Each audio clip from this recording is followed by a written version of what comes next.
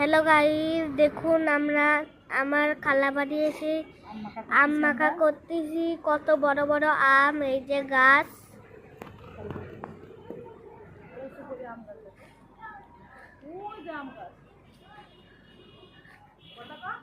Hello guys, দেখুন এই যে আম গাছ, কত বড় আম হয়েছে।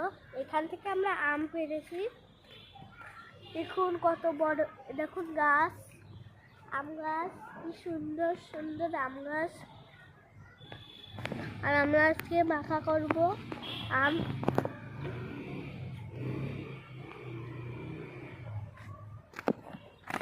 কে কে খাবেন আমাদের বাসায় চলে আসবে।